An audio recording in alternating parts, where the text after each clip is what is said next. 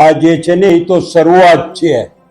આતંકવાદને નેસ્ત નાબૂદ કરવો એ ભારત સરકારનો નિર્ણય અને એની કટિબદ્ધતા બતાવે છે અને આતંકવાદ પૂર્ણ કરીને જ રહેશે. 50 થી વધુ આતંકવાદીઓ પણ માર્યા ગયા છે.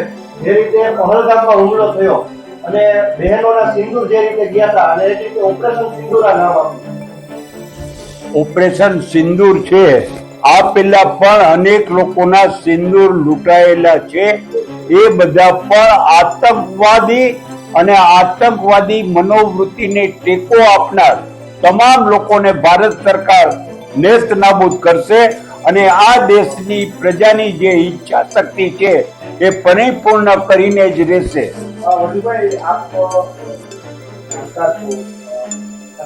સિંદૂર જે નામ આપવામાં આવ્યું ઓપરેશન સિંદૂર, એને આપ કઈ રીતે જુઓ?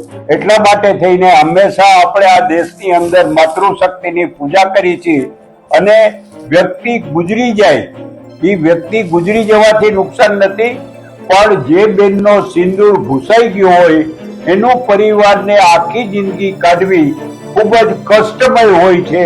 એટલે ભૂસાયેલા સિંદૂરનો બદલો લેવા માટે થઈને આ જે કાંઈ આજનો કાર્યક્રમ કર્યો અને જે એટેક કર્યો એને એટેક સિંદૂર કીધું છે. મોટા ભાગના દેશોએ ભારતને સપોર્ટ પણ કર્યો. ભારતને સપોર્ટ એટલા માટે કર્યો છે, મોટા ભાગના દેશો આતંકવાદની વિરુદ્ધ છે.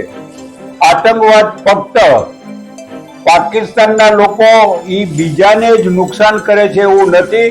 ખુદ પાકિસ્તાનની અંદર પણ આતંકવાદીઓ પાકિસ્તાનને પણ નુકસાન કરી રહ્યા છે.